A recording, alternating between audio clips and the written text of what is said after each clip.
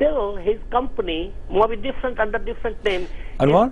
Yeah. Yeah, the issue is, I mean, obviously the situation of Guantanamo is being decided by President Obama. It raises this question, though, and I might put this as an email question that came to Elim Setov here, please, from Elias in Brussels, in Belgium, who says the United States should hand the Uyghur prisoners over to the jurisdiction of the United Nations.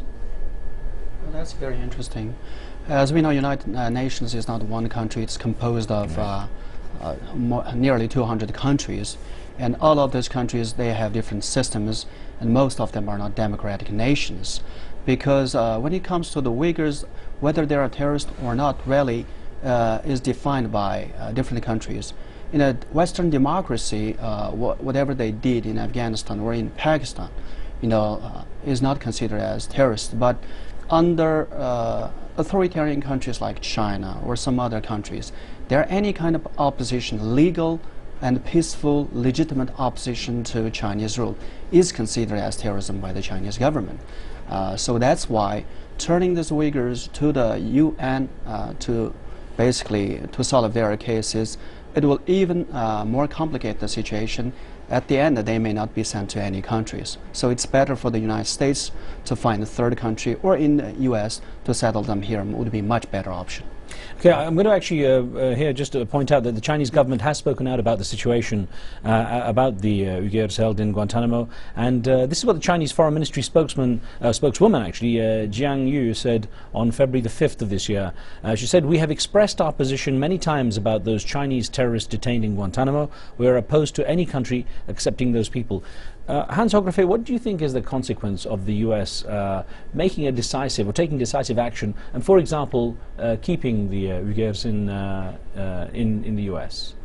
Well, I do believe that this is a very credible and logical way, as a good outcome under our own international legal obligations. As you know, there are several other alternatives. One of them obviously would be Germany, for example, where significant numbers of Uyghurs live in and around Munich.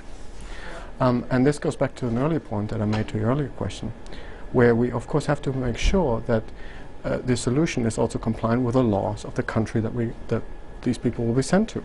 Now, Germany has an extraordinarily complex immigration situation, as there's a state level involved, there's a city level involved, and the federal level.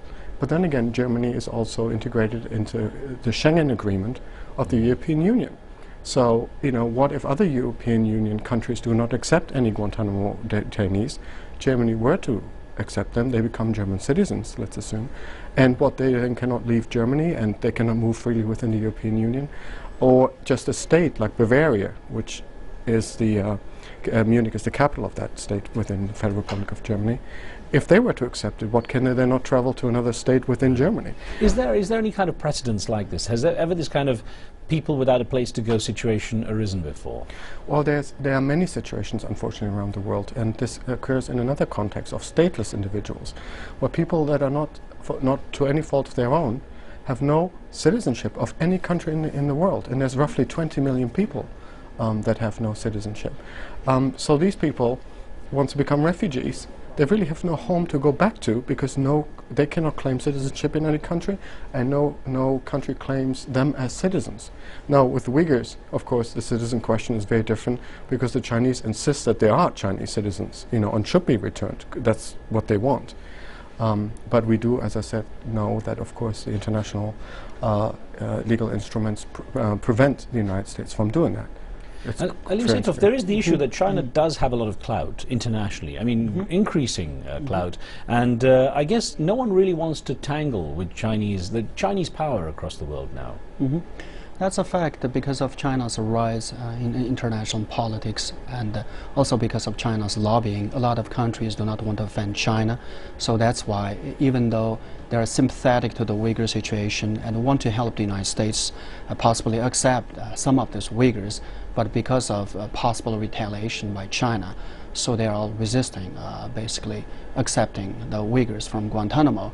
That is certainly a case. So our hope is, if the United States at least accepts some of them, the rest of the Uyghurs will most likely be, accepted by other countries as well.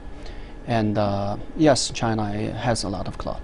China could quite rightly say, though, that the U.S. is showing real double standards here, being very hypocritical. It started the war, so-called war on terror. It's the it's the country that's detained these people, that's got rendition flights, that has broken international codes and conventions, and then it's preaching essentially to China and saying, no, you can't have these people back, or you shouldn't have these people back in case they're mistreated. China has, to some degree, a case to say, we are dealing with an internal issue here, don't they? That's not necessarily true. First of all, like Hans earlier stated, that U.S. has to abide by international law. U.S. cannot extradite these Uyghurs back to China, where they will be tortured and most likely executed. And secondly is, in terms of political system, U.S. is a democracy. Here, if someone is a terrorist, the U.S. has to prove the case, prove that that individual is actually a terrorist. In China and a lot of other countries, the government doesn't need to prove the case. In the case of Uyghurs, for example, China considers, for example, Ms. Rabia Kadir, who is considered the Uyghur political leader, as a terrorist. Actually, she is one of the most peaceful women who had 11 children. And China even considers Dalai Lama a terrorist. We know he is a very peaceful man. That's how China judges people. Because in China, as long as you are peacefully opposed to the Chinese regime, you are considered a terrorist. So in fact, it's China who makes double standard in terrorism issues.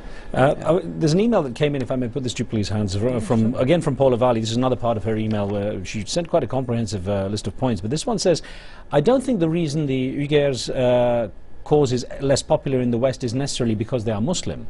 The Tibetans have the Dalai Lama, and he has been able to captivate the imagination and sympathies of the West.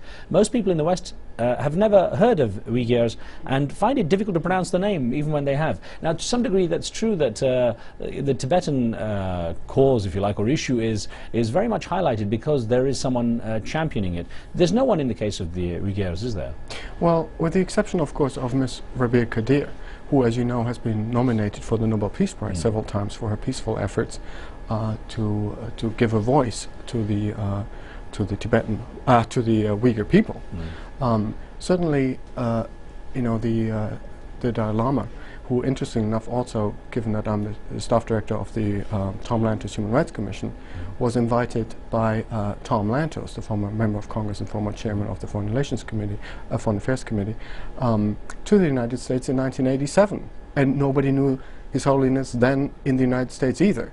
So it's not that that people sort of are worldwide known immediately, and this grew over time as well. And I have no doubt that Ms. Kadir will be as well known, and the plight of the Uyghur will be as well known as the Tibetan plight is today. I have no doubt about that.